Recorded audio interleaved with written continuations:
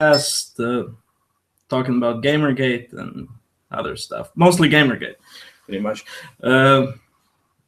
My name's Guido, and this is my friend Andres. Yes. Hello. Hi. Okay.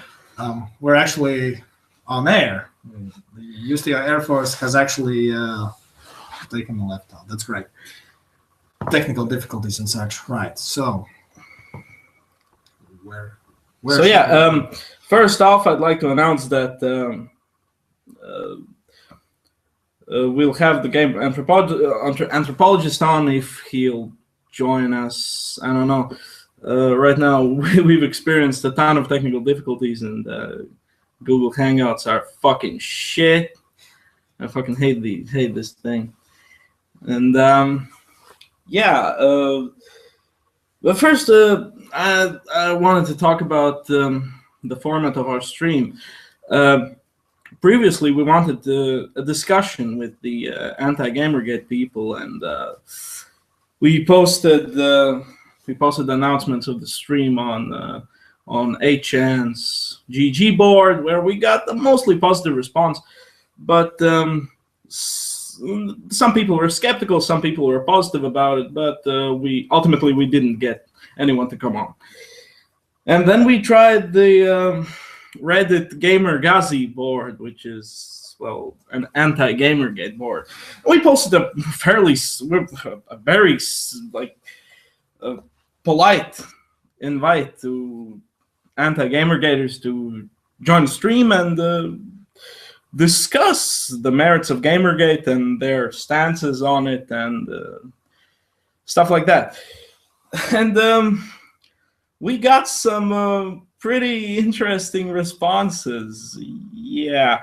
We wanted to talk about those responses before we start talking about the main topics, because they were just really fucking colorful. And I thought this might be interesting. It also shows where those people are coming from when they hate this movement and they don't want to talk about it. So yeah, as you can see right now, we didn't get anyone from the anti-Gamergate movement to talk about it. So yeah, I'm just fucking yammering my mouth off. The first of I'm gonna share the fucking screen of one of those messages. I got fucking close. Oh, wait on. Oh, this one. I got this one. All right. Ooh. Yeah.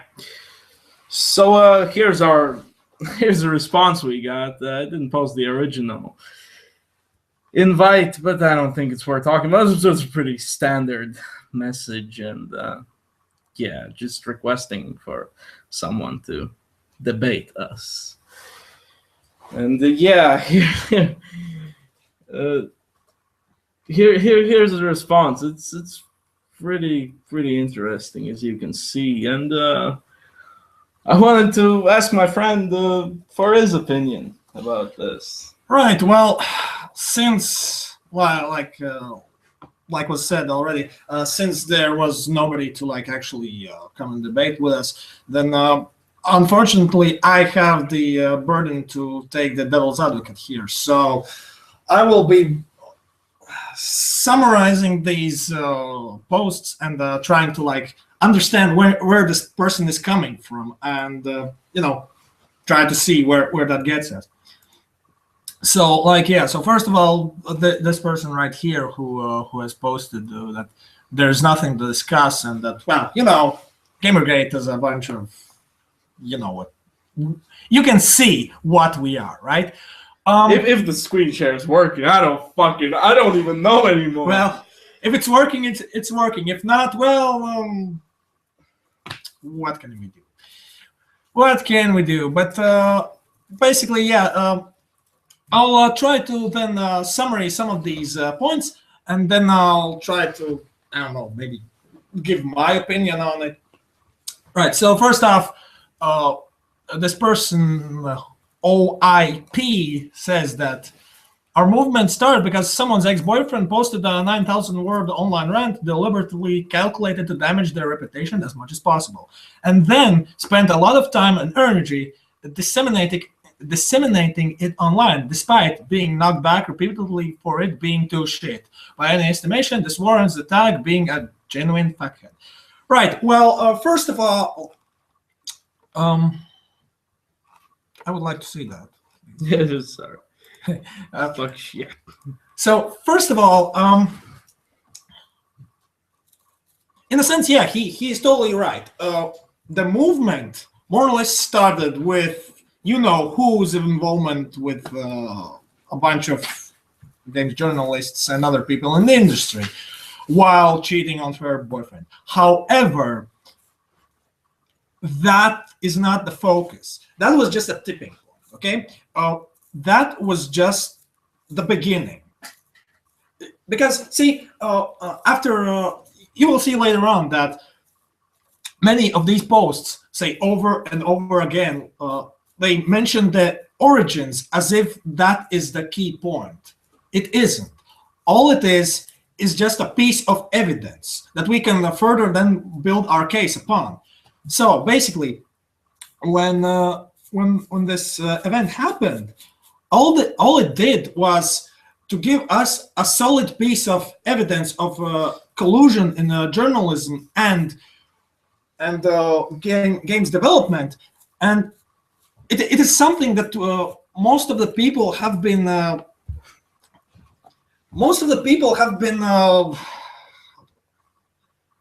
there have been suspicions about this for years. I mean, how many years have we heard about paid reviews and all that kind of stuff, right? But here it is. After all this time, there's finally a piece of evidence. So naturally, people want to investigate further. And then there's media silence about it. Nobody wants to talk about it. Okay, I'll admit, there are some decent reasons and decent objections that, well, this isn't really games, so why the hell should we talk about it? However, if you don't talk about it at all, if you just leave complete silence, well, then you just and for all, not just stay silent yourselves, but then ban any discussion about it after the fact. Well, that just leaves people scratching their heads, and they want to know what the hell happened. So they keep digging. Right. But that's a little beside the point of this specific post. So his next point is that despite being supposedly about ethics in journalism, the entire movement exists to try and promote journalism which says what?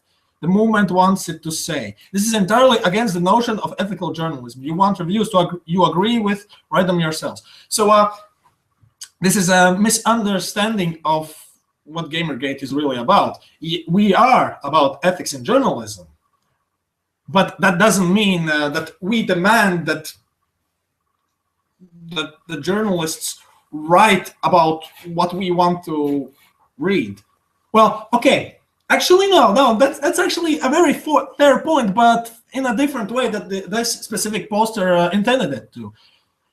Yes, we really want that journalists write what we want to read. That is, we want to read about video games. We want to read about, are video games any good? Or are they bad? And if they are good or bad, we want to know why. We do not want people that don't really know what the hell they are doing, don't really know about the social spheres that they are trying to criticize, then giving criticism about the gaming culture as if that somehow makes them more professional or something. See, here's the thing about most of the games journalists and this type of articles that Gamergate has problems with. That is, most of these people not only do not have degrees in journalism, but they also do not have degrees in anthropology, in philosophy, in many other sociology spheres. At most, they have some kind of a gender studies degree. And honestly, I'm from Latvia. Gilbert's from Latvia. we don't have gender studies here. We really don't. Such a thing simply does not exist in our academia. So what I don't even know what it is. I simply do not know how it is any different from philosophy, from anthropology, from sociology. But I can tell one thing. If you want to be a journalist and you want to criticize what is happening in a specific field, that's anthropology. That's philosophy. That's sociology. And most of all, that's journalism. You need a degree in at least one of these four. No. And it's better that you have more than one. I think you can legitimately talk about the video game industry even if you have a degree in, sure, for example, economics. Sure, right? Sure, I definitely agree to that. However, what this degree allows you to do is to have context. It means that you have background knowledge of how these processes work. I mean, for example, I have no background in economics. I cannot speak about economics properly. I can say a little bit of what I had in my economics classes as part of my philosophy course, but I cannot say that I'm an expert on economics. While these games journalists, unfortunately, they are trying to do just that. They are trying to say more than they are actually qualified to say. Not because that this discussion should. I think it definitely should happen. We should definitely look at the games with a more critical eye. However, it's just the way they are doing that is just not right. Because, see, if they had any of the 4 degrees that I mentioned, they would understand that what they are doing right now is being under an ideology. And it would also allow them to see what kind of horrible critical fallacies they are making in their own posts. Like in the, for example, those gamers are dead articles and such. We could take, for example, the Leigh Alexander's article and see that from one side you can definitely read it as like a genuine call for broadening the term gamer, in the sense that what is it really? What is it all about? And I think many readers that are more how do I say it? I guess more willing to give the benefit of the doubt, or do not really have any particularly strong views against gamers or stuff like that, they can read it as a pretty decent opinion piece that says, yeah, this hobby should be more open to everyone. However, the way that she wrote it was inflammatory. She wrote it in such a way, with such a headline, with such points that just they don't serve the purpose. The only purpose they serve is to infuriate the people that are going to read them, i.e. mostly gamers. So when an article says that, hey, guess what, you are bad and you are a little child and you should grow up, and also you are white, misogynistic, whatever, basically lumping all these heavy terms on a person simply because he plays games, that just kills any credibility you have as a writer, like right there, no matter how good your intentions are. And you see, this is part of critics as well. This is criticism. This is legitimate criticism that I am making about a text that a person has written. And to say that Gamergate wants people to just write what we want, like pandering articles saying how gamers are great and how awesome everything is. No, we don't want that. All I, as a person with a bachelor's degree in philosophy, I just want to read an article that doesn't insult my intelligence. Like, that is written coherently, that is written by a professional that knows what he's doing. And unfortunately, as Leigh Alexander has shown, as many other of the people that she has cross-referenced her points from, they don't. They are mostly just writing very loud opinion pieces, and that's just not professional. Right. I agree. I think, what do you say? Should we skip all this Reddit bullshit? No, I think we should we should at least go through the that one image, simply because like this is a good starting point. I think. All right, that's true. And you know, I guess in a sense we kind of promised that we would look at these polls fairly. So let's keep going. So the third point was that we congregate on a message board known for harboring pedophiles and child pornography. That is absolutely not true. First off, 4chan has always been strictly against these things.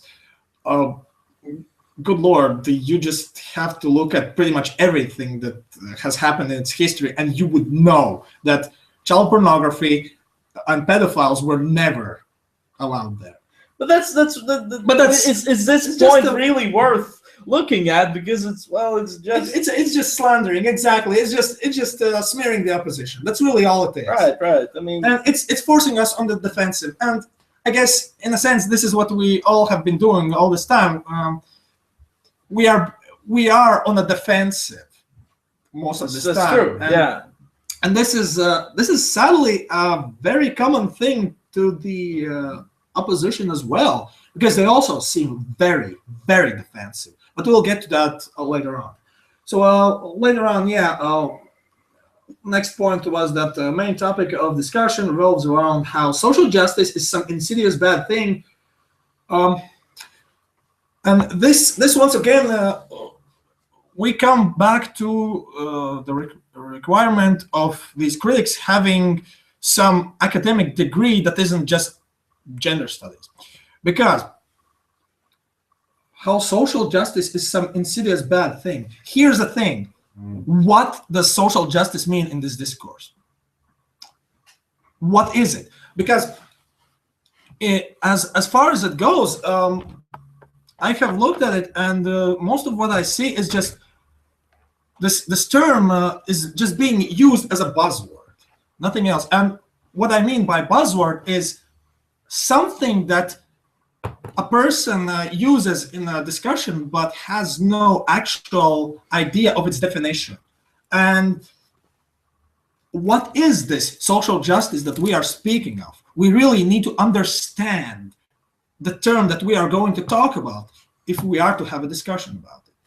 So honestly, until there's like actual clarity on what we are talking about, well, it's difficult to understand what this person is trying to say. And as a student of philosophy, I know a term justice, and let me tell you, justice as a term is so broad in its application and so broad in its various meanings that when we are talking about justice, we then have to say, okay, in which specific system of beliefs are we speaking about justice? So once again, this is just a little thing that shows you that in order to write about social problems, you have to have a degree that tackles these social problems. And it's not just enough to have like some kind of a women's studies degree, whatever that is. Also, anti-Semitism. Okay then. Well, what's an anti-Semitic about everything in all this? Like posting the covetous Jew image or something? Like, come on. Well, anti-Semitism, I don't even know. Well, since this person doesn't specify, it is difficult to understand what the hell he's talking about. So if there is anti-Semitic shit all over the place, well, that could be anything from... Well, that's what I find interesting in all this. It's like they attribute these things only to Gamergate. Like this specific group of people, they're anti-Semitic, they're this and they're that. But really, just because you're in Gamergate doesn't make you anything. You can be an asshole and be in Gamergate, right? But that doesn't color the movement. It's just Okay, I'll interject for a brief little bit on the specific thing about the movement and the supposed purity of movement or lack thereof.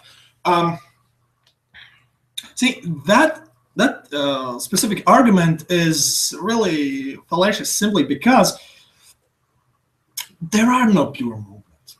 right. There are no pure movements. Every single movement in the history of humanity has had extremists on their side. For example, a very quick and simple example would be, the recent revolution in Ukraine. Now, I understand that for the most people in the world, well, they saw that, well, people were rebelling against the government for being corrupt, right? Well, not exactly. Not everyone saw it that way. For example, in Russian media, which we have a very big exposure to, it was portrayed as ultra-nationalists, Nazis, supporters of some kind of a crazy war criminal in Ukraine in 1940s or whatever.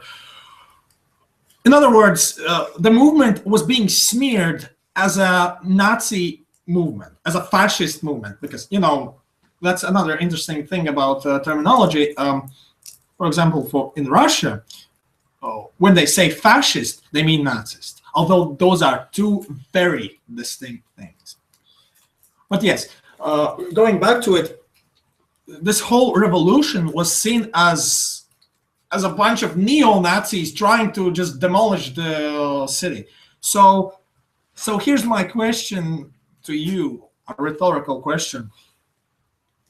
If a movement is out there against corruption and someone tries to slander it as something that it's not, or rather just looks at some outliers, some extremists, and says that everyone in this movement are the same, well, that doesn't really leave us with any pure movements now, does it? Because all it takes is just one asshole to ruin it for everyone.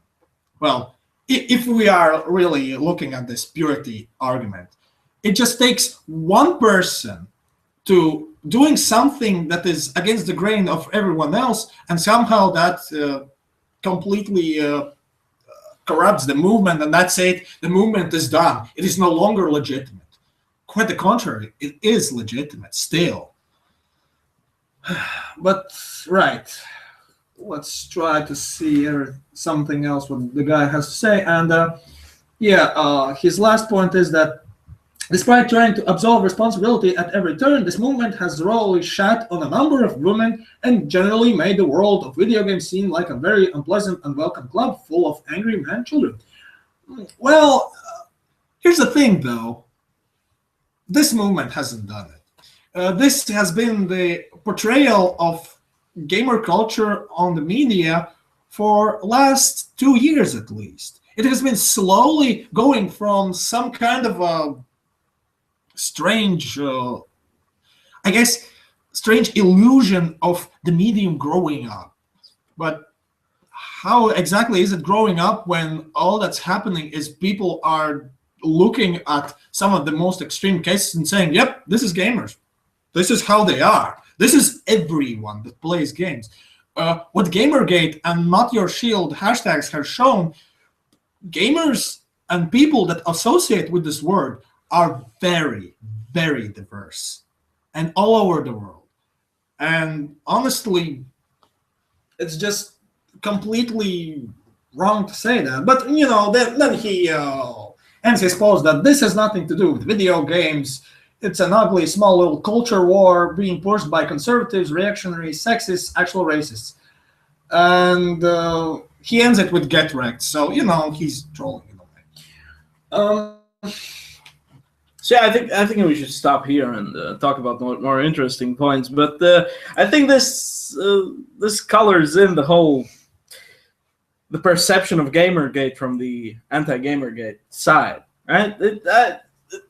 There were other responses to our invite to the stream, and they were mostly the same. They brought up the same points, only a bit differently. But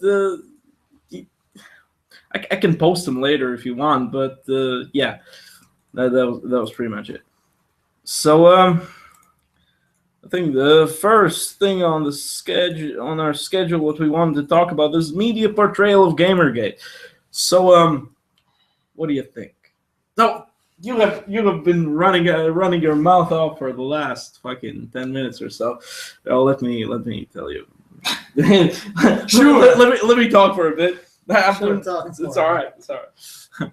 So media portrayal of Gamergate, like the only things we see in media about Gamergate, basically the only things, right, are that it's full of sexists, misogynists, angry man children, basement dwellers, you name it. Like every slanderous insult in the book, it's there, and it's really interesting because the media doesn't give it a fair shake. They only talk about Gamergate. They don't talk to the people of Gamergate, except in some isolated cases like the MSNBC stream where they talk to the three women who were in That was Huffington Post, right? This was MSNBC. MSNBC didn't talk with gamers at all.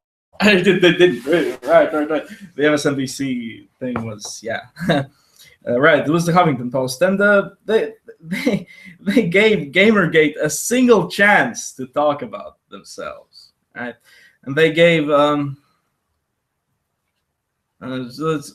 first stream, I think, was with Brianna Wool, right? And in Hot Wheels, the creator of 8chan, yeah. And Eric Kane, he didn't say anything. You might as well not have been there. But yeah, like they gave her like 9 minutes of screen time. Like they gave her time to tell us what a victim she is in all this, and that she knows every female in the game. It's pretty much every female in the game industry, right? And how 8chan is bad. Oh, hate-chan is bad. Let's be frank. It's hate-chan now, and yeah, how basically this is a hate movement, and it has affected her and chased her out of her house into hiding basically in a bomb shelter where she doesn't have a comb to fucking brush her hair. It's horrible. It was like, when you look at her, you think she's like some political prisoner or something. I don't even know. Like, it was crazy. And yeah, then they give Hot Wheels some time to speak, and the only parts where he gets to speak is to defend himself against accusations. And yeah, this has pretty much been the whole media coverage of Gamergate, except that one stream. And really, I have to ask the question, why? Why do you think that? Well, first of all, now it might be a bit of a, I don't know, a weird point to say that, but first of all, the gamer side is being put on the defensive because the people that are attacking the movement already have connections with the media.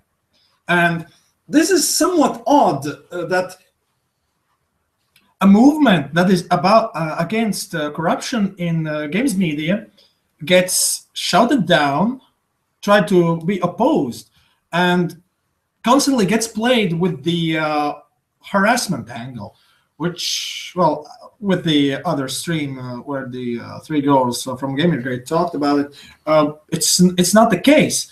and that just strikes me as odd. Simply because I'd like to ask you one more question. Even then, even in that stream, the host tried to interject the sexism and social justice angle. well, to be fair, all he tried to do is provide some opposition for the girls to talk about.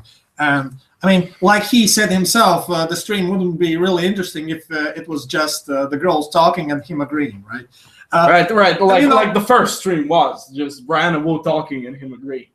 Yeah, exactly. It wasn't really interesting at all. It really wasn't. Only the last part was interesting. Yeah. So there's a thing.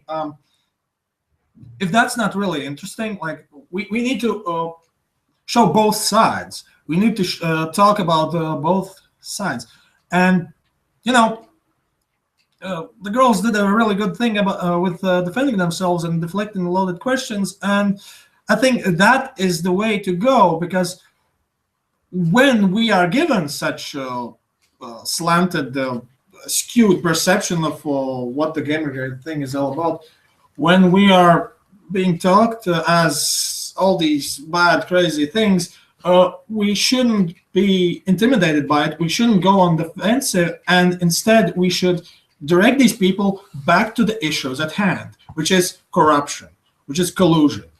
And honestly, I mean, this is pure speculation from my part, but the fact that Brianna Wu, a game developer that I have never heard about, and I have no idea who she is, and no one really had. Yeah, exactly, and who is developing a game that doesn't look particularly good. I have a question on how exactly did she get everywhere on the mainstream media? Like, how does that happen? How does any random person suddenly get to speak with everyone in the media? And I think the rabbit hole honestly goes much deeper than what the movement has discovered. You know. Yeah, I agree. I also wanted to say that, offer my point of view of why it isn't getting covered that well or at all, is the fact that Gamergate is fighting against corruption in games journalism, right? And games journalism is journalism. So I think on some level, the other media outlets who would want to cover this, they automatically go on the defensive as well, because it might apply to their jobs as well, right? So I think that I know that there is corruption in non-games journalism as well. So I think they feel that if Gamergate succeeds, if this whole thing goes through and it fixes game journalism, then people would see that, hey, we can fight against corrupt journalism, and they might be targeted next. Right. Well, yeah. By and large, that's pretty much the thing. That the fear that unless the revolting consumers are being put back into their place, then it might spread further. And it's a really complicated thing, isn't it? I mean, how exactly can we talk about it if the media themselves are trying to portray it in a wrong way? But at the same time, that also is an interesting point, isn't it? When we talk with someone that is not a gamer and doesn't really know anything about the issue, and all he sees is just this huge negativity, and then some people saying, well, it's not about that at all, it's actually just one side of the story, that might raise some questions to people that are, slightly above just agreeing to everything that they are being told. And there was an interesting tweet on Twitter saying that, well, about the Wikipedia page about this whole thing. His 9-year-old daughter was saying that why are they putting just one side of the story on the Wikipedia? And I mean, if a child sees that something is not wrong and the media portrayal is skewed and very biased, then that says something That about says the something, yeah. portrayal. Yeah, Exactly. I wholeheartedly agree. And yeah, also I wanted to ask you, when these sites, these gaming journalism sites, uh, when they write these hit pieces, basically about Gamergate, about individual gamers, and they're basically slandering people. That's just what it is, right? They're basically slandering the movement, right? And what do they hope to achieve with that? Well, what do they hope to achieve that? Simple thing, really. They just want the movement to stay on the defensive and be a point of ridicule. That's it. Yeah, but also I wanted to raise this point. Like, if when this whole thing started, if those sites would have just posted apologies about it, right? This whole thing would have never taken off. Of course, it would have been. They over dug in their just a own week. they dug their Yeah. own grave with this. And they keep doing that because the further they go on and either just not talk about it or keep giving this slanted view, well, the further it just infuriates all the people that have been sticking with this movement for the last 2 months. It's not going away. And I'm going to use an analogy once again with the revolution in Ukraine. How long did those people sit in Euromaidan, freezing there, being shot with water from the riot police? They just kept sitting there. They didn't leave. All attempts of evicting them failed, and all attempts to cut off their communications, try to somehow slander them, show them as Nazis and stuff like that. It failed. They still achieved their goals. Like, right, like if it's really like it's a really basic thing. Like, if they wouldn't do these hit pieces, if they wouldn't do any of these things, then people would just lose interest, right? Because even at the beginning, like the movement wouldn't have been so big, and they shot themselves in the foot, and now they continue on doing that, and they could absolve themselves. They could right now. They could write some articles like, yeah, we're sorry, we were wrong, and the people who said all these things would apologize, it basically would be over. It would take a lot of steam out of Gamergate, I think. Yeah, definitely. I mean, it probably wouldn't have prevented it happening at some point in the future. Yeah, that's true. Anyway, because what Gamergate really is, it's a consumer revolt. It's people that have had enough and they just want things go back to what they were, to times when games journalists were more about defending their interests, defending them from mainstream games media for portraying them wrongly as weird people. Like, back in 2000s with Jack Thompson cases, and in 90s with the outrage on Mortal Kombat games and other violent games causing real violence. Well, studies have shown that that's not the case, and in fact, it's quite the opposite. So I honestly don't see how you could then claim the same thing about gamers somehow being more sexist or misogynistic or all these sort of things. How can you say that? How can games cause that? They don't. In the same way that they don't cause or promote real life violence, they likewise do not promote real life misogyny, racism, sexism, all that kind of stuff. Yeah, right. It could be easily equated to that, and I think that if they would look at it from this angle, they would understand that they're basically like. Yeah, but see, there's that problem as well. This is also why so many people are upset, and this is why the Gamergate is happening.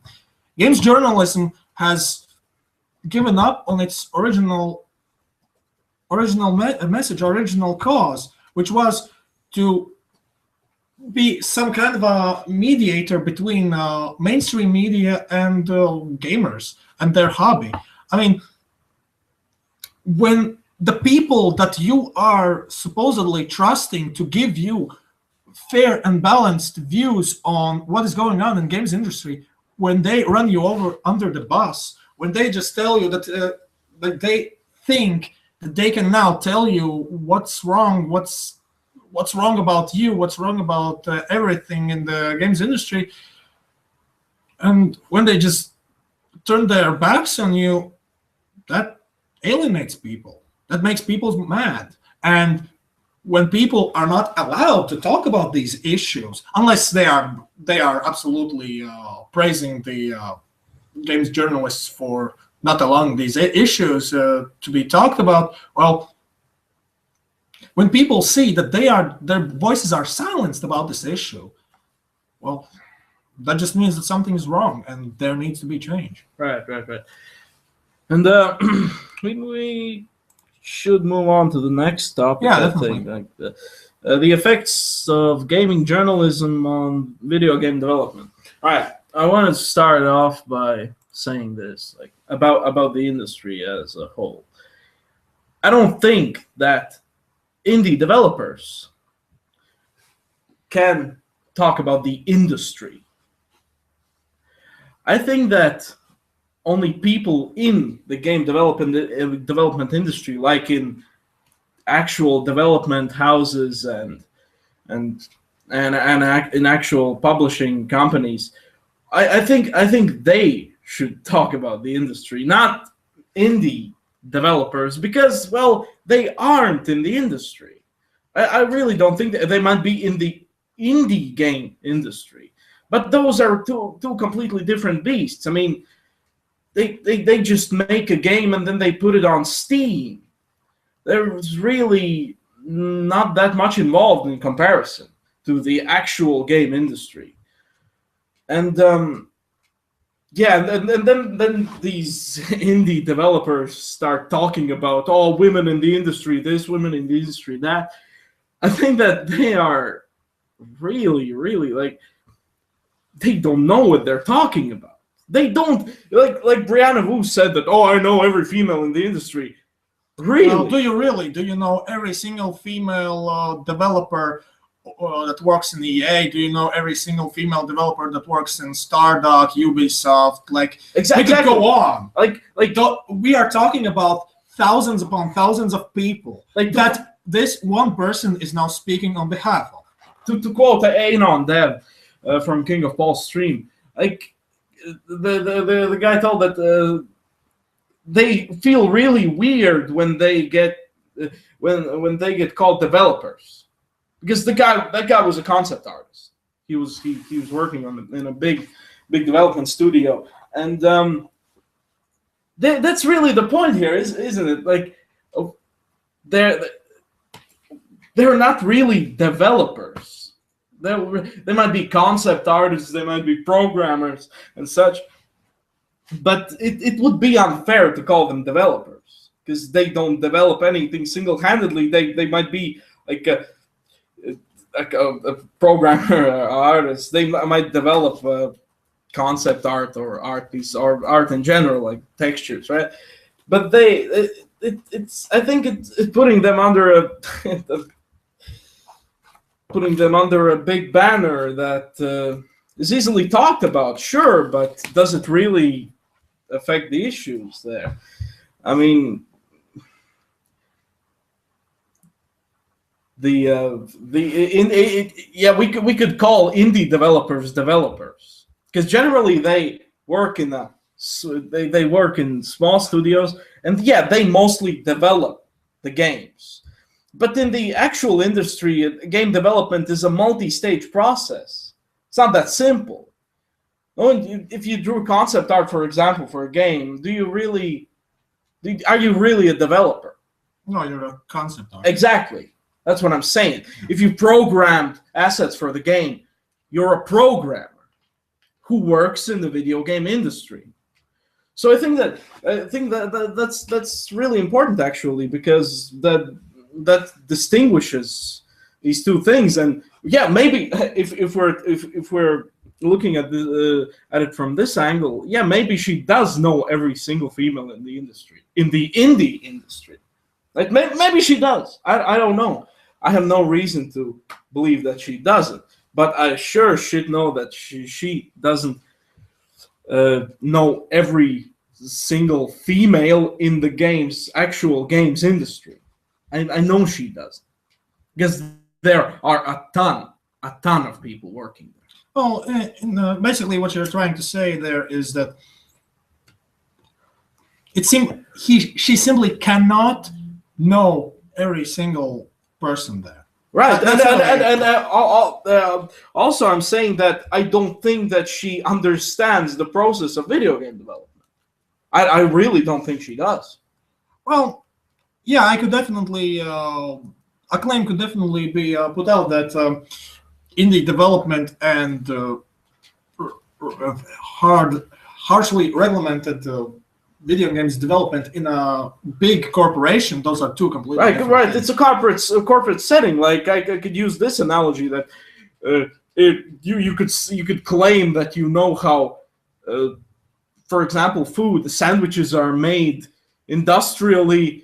Is like you make a sandwich at home and then you're a sandwich developer. Hey, another example. We are on live, right? Right. This therefore makes us radio personalities. We are now journalists, right? And therefore we can now speak about everyone in journalism. I mean, yep. It really doesn't. I mean, it's game development is a complex process in the corporate setting, and it's not at all what indie devs do. Yeah.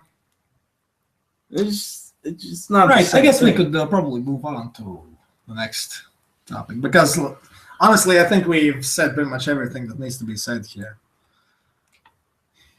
I also, I want to talk about another topic. Is how now again taking this from the Anon Dev stream, how media portrayal affects our views of the video game industry, of the actual industry. Oh, well. Because he raised some very interesting points there, and I think it's worth talking about. Of course, his words should also be taken with a grain of salt, as he is someone who is personally invested in that sort of thing. Of course. But basically his main points were that the way that video game development works is that there's a set budget for a video game.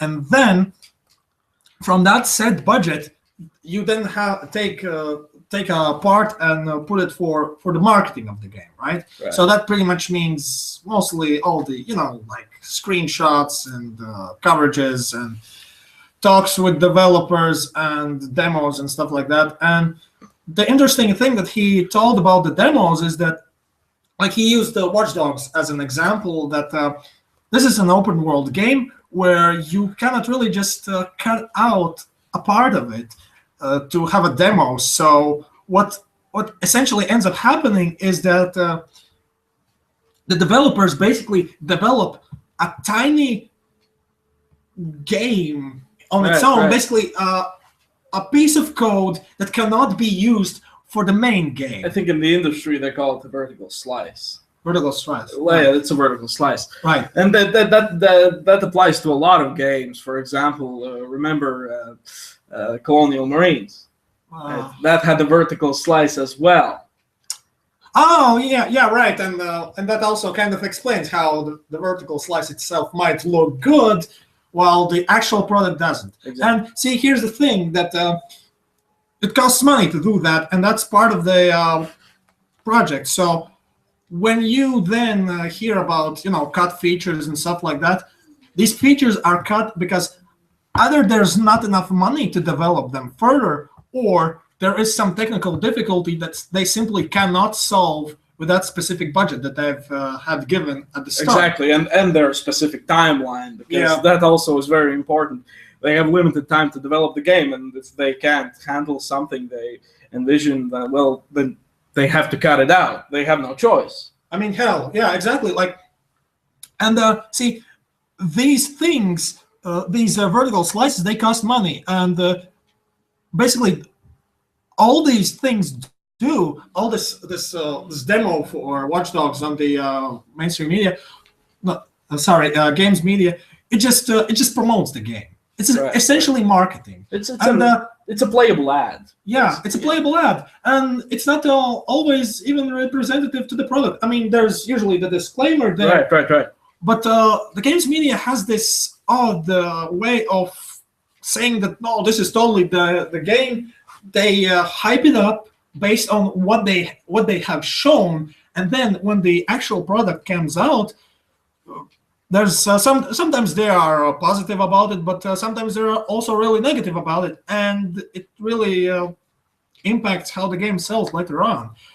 I just thought of an interesting point in this specific matter.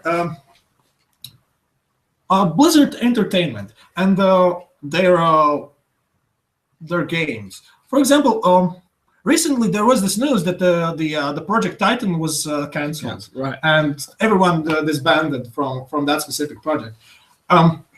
It was 6 years in the making, and back when it was still relevant, it was seen as like, this will be the next big thing. This will be the next big MMO. Blizzard will blow everyone away. However, Blizzard never showed anything whatsoever about it. Why? Well, it's quite simple, really. To not have another StarCraft Ghost debacle where what they showed to the public looked pretty cool, but in the end they said that, well, we simply had no way of this making into a good game. We just didn't know what to do. Right. It was the same situation with Metal Gear Solid Rising. Yeah, exactly. The first, like they showed those mechanics and they looked really cool. Yeah, the mechanics looked cool, but Konami didn't know what the hell to do with that mechanic. Exactly. They have the mechanic, and that's it. They don't know because how to. they generally don't mix it. Well, you could argue that they do. I mean, Zone of the Enders is kind of. Oh wait, do they make Zone of the Enders? Or do they Armored Core? They make Armored Core. No. Zone of the Enders. They have experience in making action games. Yeah, but well, I guess they couldn't just couldn't make it in Metal Gear universe, and well, that's also Japanese game development, and that's a complete different thing from Western games development. Right.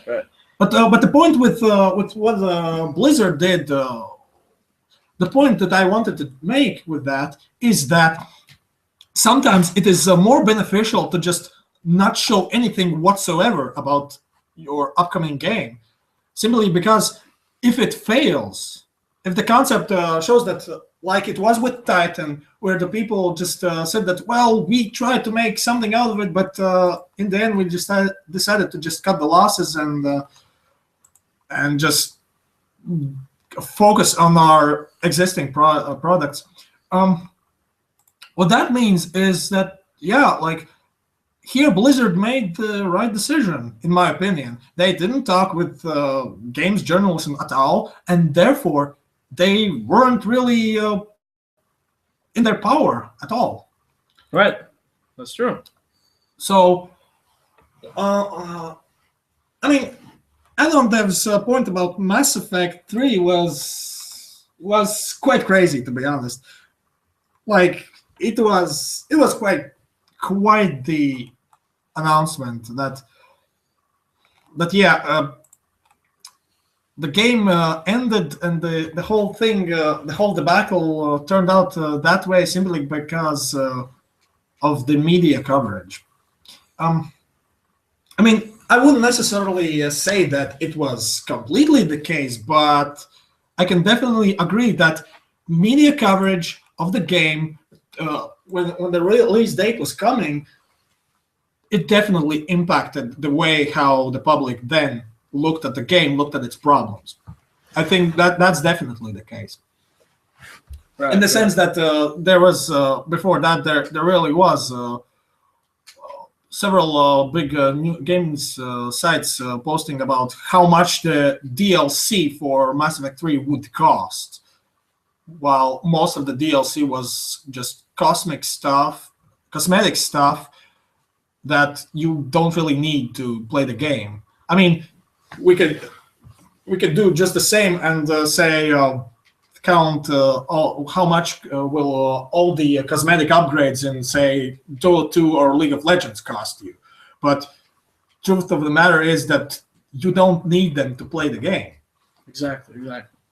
And I mean, another interesting thing, I haven't really seen anyone making a super huge outrage at how much does all the DLC for Train Simulator 2013, 14, and so on and so forth. Right.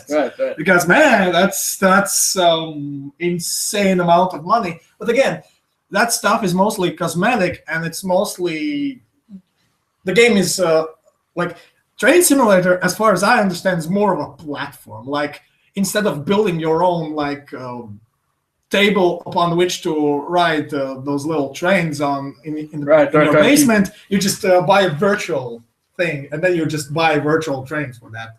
Right.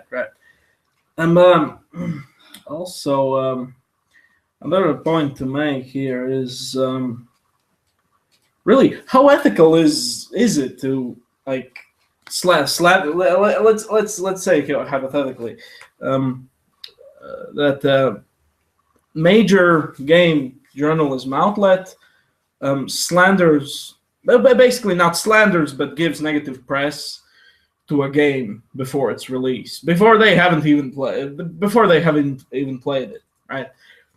And how is that really what they should do? Sorry, what? Let's say like with Mass Effect 3, like when they, for example, game journalism outlet gives it negative press before it has even released. Is that ethical?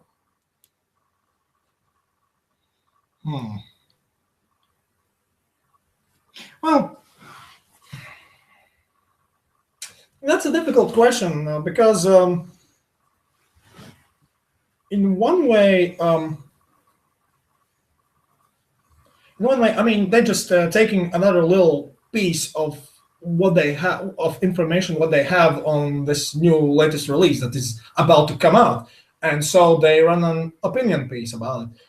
I don't see nothing wrong with it per se. However, at the same time, I could see some ethical issues here. And one of the issues might be that you have this situation where, first off, you've been really positive about the game, like super mega positive all the time. Each time, 3 new screenshots, like wow, get hype, right? And then you have this other thing, and you show the game in a bit of a different light. The problem here is not that you are talking about the game in a bit worse light when you have a new piece of evidence come out.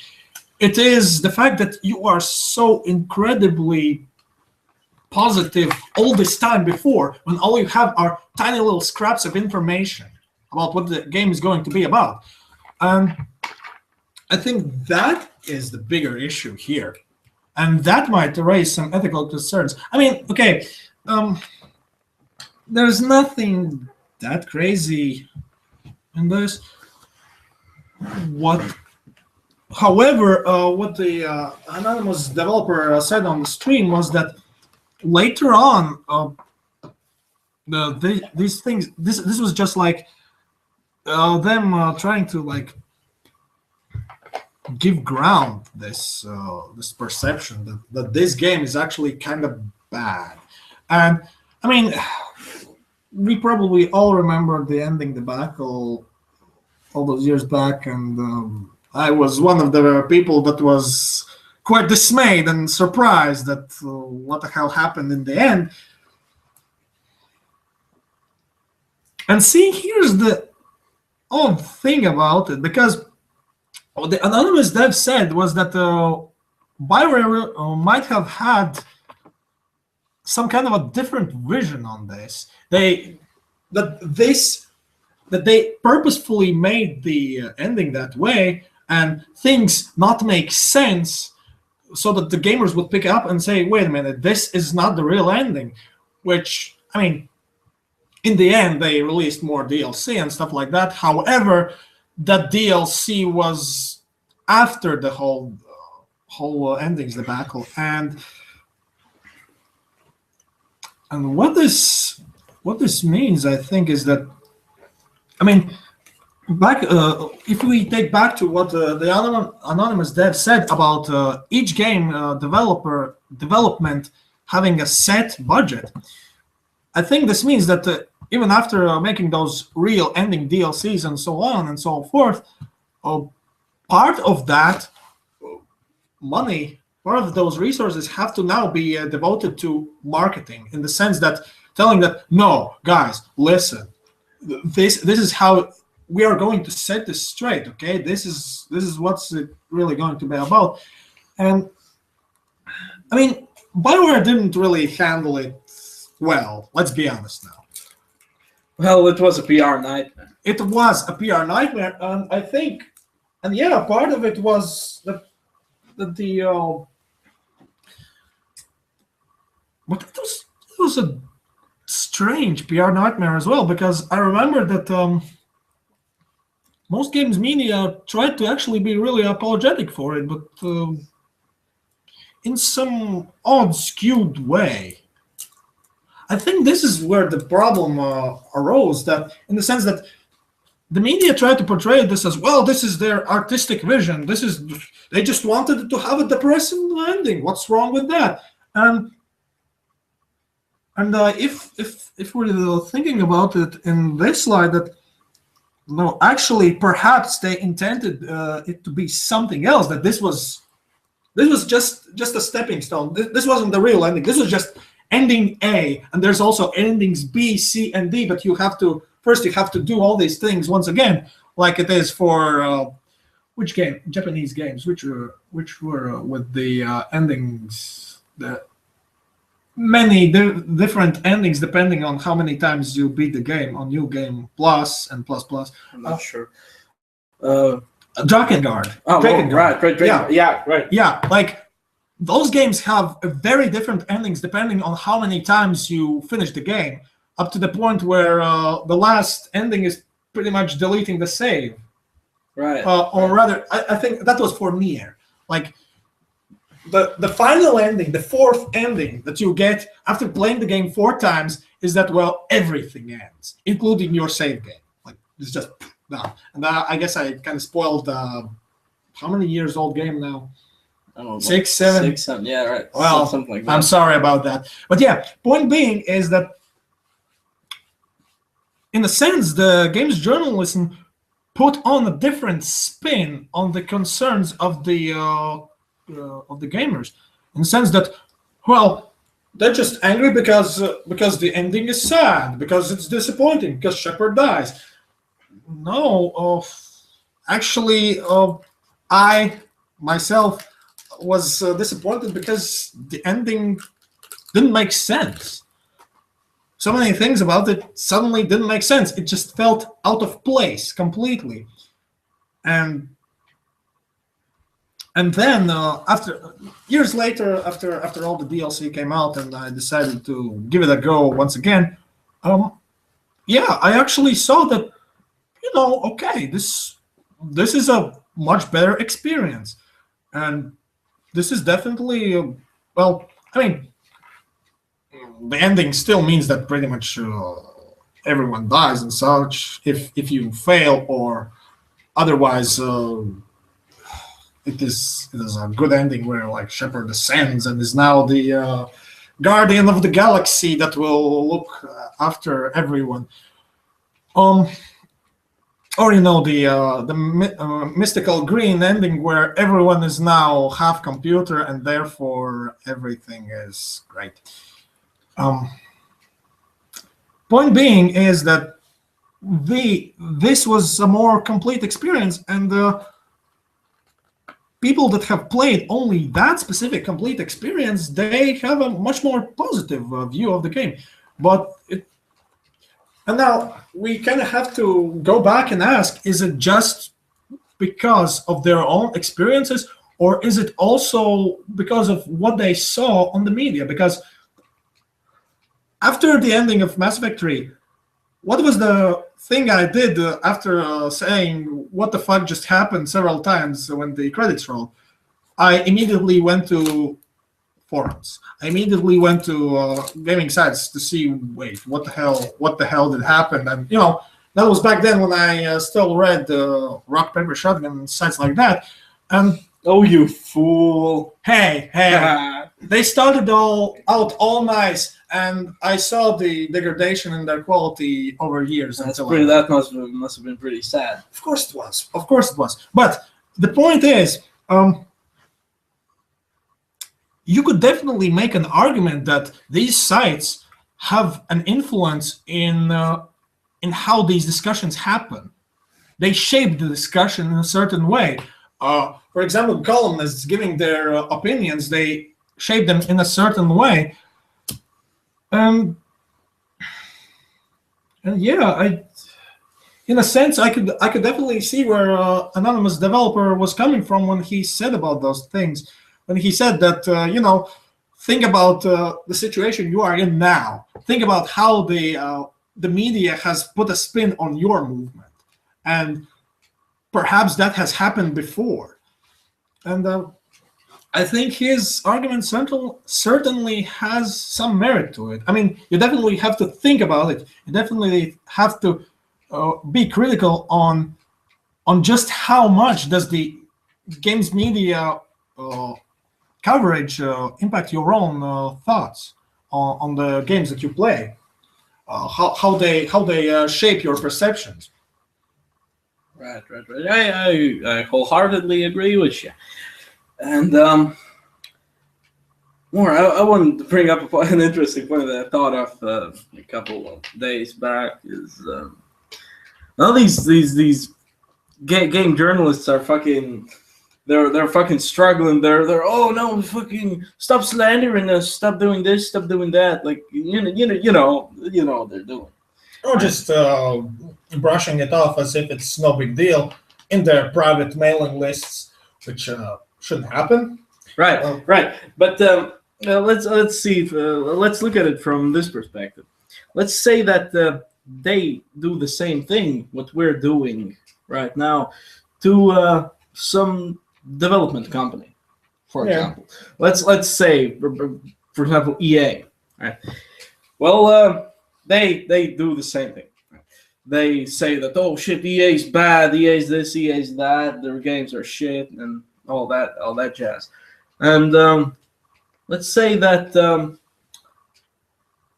a person gets fired for that. Right? They lose money, they have to downsize. Yeah, and person loses his job, right? Right. But not. But what we're doing right now. We're doing the same thing. We're saying that game journalism is shit. Fucking, let's bring it down, and they're afraid. But do they think about that? Those people who lose their jobs as a result of their coverage? Oh no, not at all. I mean. But now they're stressed out. Like we should put this into perspective. Like right now they're basically saying that they're more valuable. Yeah, I mean, where were their concerns about the livelihoods of others when they, for example, slandered Brad Wardell for the accusations that he apparently sexually harassed his worker that he was firing. Right. Then that was a great piece to write on. It was newsworthy. Several articles about it. Right. Several articles. It was brilliant. Like it just we got this material right here. And 2 years later, now with the Gamergate stuff, I find out that, hey, actually, all that about Brad Wardell was not true. I find out about it only now, and only from people in Gamergate, from Brad Wardell himself. The game's journalists not once did redact their statements. Not once did publish a piece that said that we made a huge mess about nothing. Sorry, Brad Wardell, our apologies. They didn't. That simply didn't happen. There was another example I wanted to talk about the same thing. Oh yeah, right. Ben Kuchera and Eric Kane, where I think it was also 2 years ago, where Eric Kane had I don't remember what the article was about, but I think he was reviewing old Nintendo games, and he in one point he said that he was using an emulator. And apparently this was a really big breach in professionality or whatever that made Ben Kuchera not only try to slander him, but to explicitly try to call everyone to get him fired, to get Eric fired, simply because he used an emulator and therefore he supports piracy. Like, Ben Kuchera explicitly posted that he wants Eric Kane's livelihood ruined for this mistake, because this is not professional. I mean, what the hell is that? Just on the contrary, it was really professional of him to admit that he was using an emulator. Yeah, exactly. He disclosed that. Yeah, right. So there's the thing. Like, where's Ben Kuchera now? Well, I'll tell you where he is. He's like, from what Malo Yiannopoulos' coverage on the Game Journal's Pro mailing list showed, that he was really concerned about the livelihoods of developers that may or may not be his friends, and he was very concerned about his other colleagues that were probably in that mailing list. That's quite the odd turn of events, isn't it? Right, and I find it also really stupid. I mean, as it is right now, big game developers are basically the hostages of games media. In a sense, yeah, because if the games media decide through such anonymous mailing lists that have been shown up, if they all decide that, hey, guess what? Let's just, I don't know, let's get EA the third Golden Turd award. Yeah, right. Let's win them for the worst corporation in America for the third time. Not, like banks or other places where they really actually cause harm to people's lives. No, games. Yeah, because because all of this DLC. Oh no, I have the choice to buy DLC. Man, this is the worst corporate. Oh my god, I can't get all of the content for fucking free. Oh no. Yeah. I think now we're coming off as huge GA shills. I think we are. Yeah. And to alleviate those concerns, I don't have Origin installed. I have never installed it, and I don't want to play any EA game with Origin. Yeah. This disclaimer. I simply do not support software that uses the computers of people as botting software to then support a PR campaign for in the defense of EA. That is bad. However, like, with this disclaimer, I can still say that, this big corporation can still be portrayed badly and still can be misrepresented. So, and the real the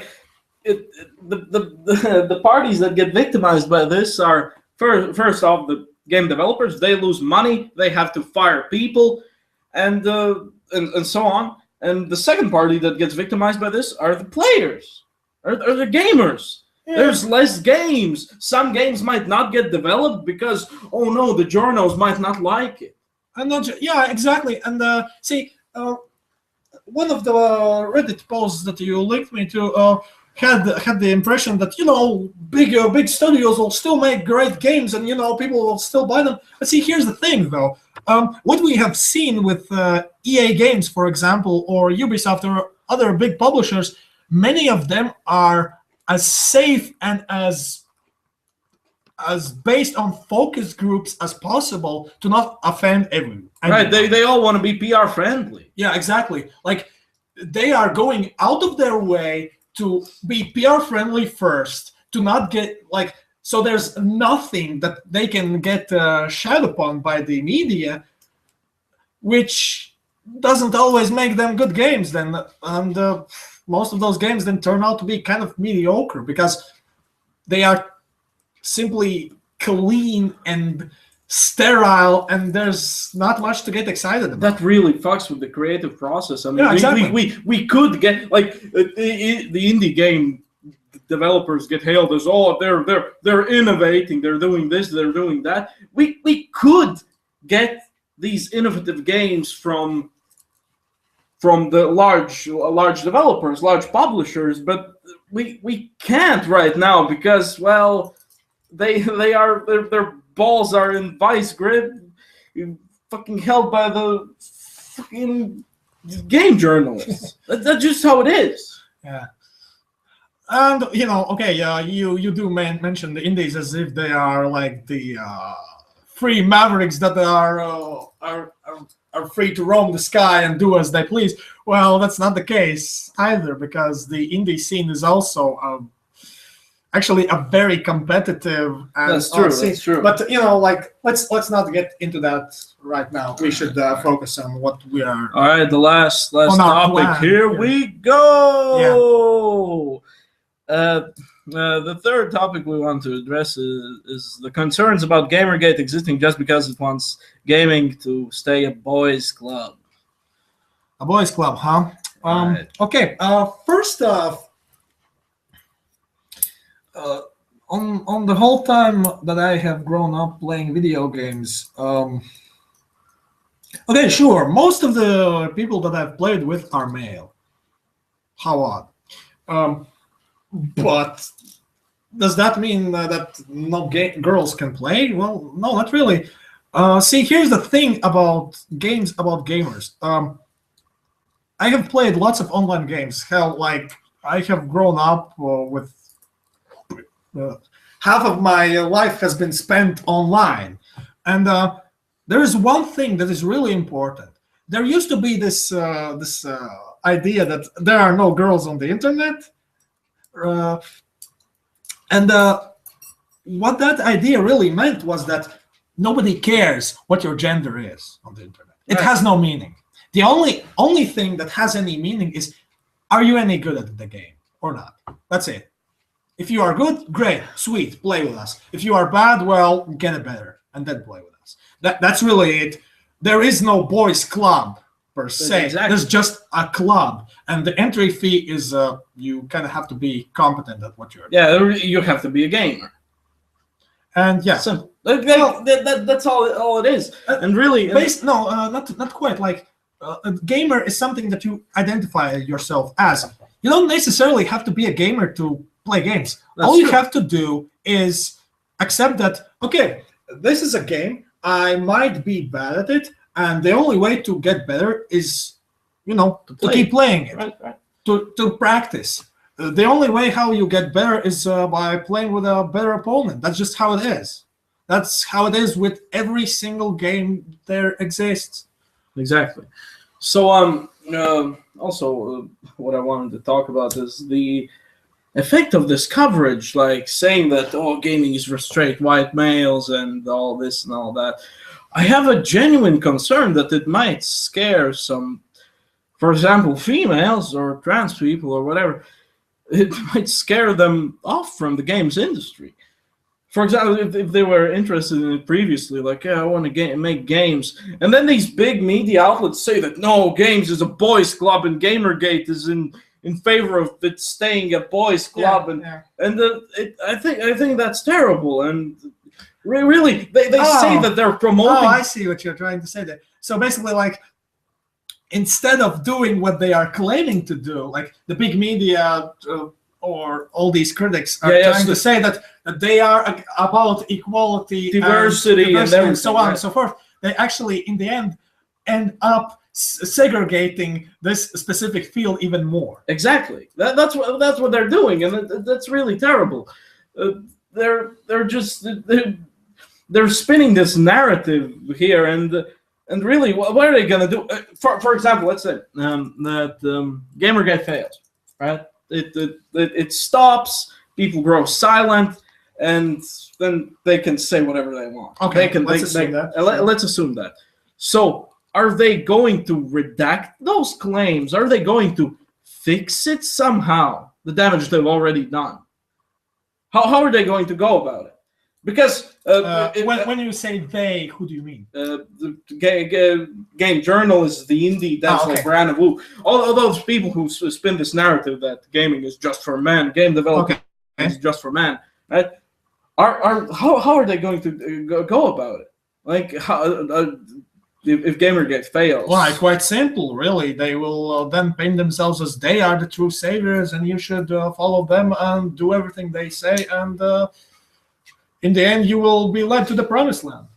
So, but let's look at it. Let's look at this from their viewpoint. Would it really change anything? Like, I mean, if Gamergate would end, gaming would still be a boys' club, as they say. Oh, the only difference would be that they wouldn't talk about it.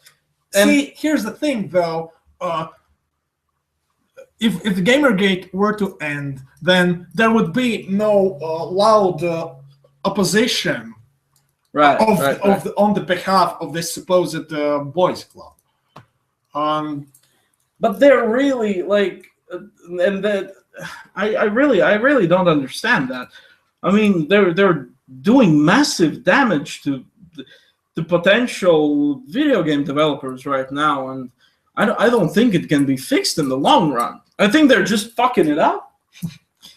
Well, see, the thing is, I don't think that many of these people care about video games at all. I mean, this might sound really bigoted and invoking the no true Scotsman fallacy, which I disclose that I may be doing here. However, I don't think most of these people care about gaming. They just care about their own well-being, and they see this specific field as something that they can exploit. It's a tool, basically. Just you know, make some money. It's a big thing right now, and people listen to that. And exactly, because gaming is more popular than ever. So you know, it's a multi-billion industry, and you know, everyone can make some money in that. So right. Why not do it, right? You want a piece of the pie. Yeah, exactly. You want a piece of the pie. You don't really care about the bakery itself. Exactly. So, do we have anything more to talk about here? We could probably go on and on, but I think we should probably keep it short for this first time. Yeah, I think we should. Well, this is the end of Punching the Meat stream. Sorry, the game anthropologist wasn't here. I should have disclosed that earlier. Just like a bait and switch title right now. But we'll try to get him on at a later date. It's really my fault. It's my first time working with this fucking shitty ass platform. And maybe I'll switch the platforms. Maybe I'll go to Hitbox or something. Or maybe I'll stay here and figure out how all this shit works. So, goodbye and take care. Bye.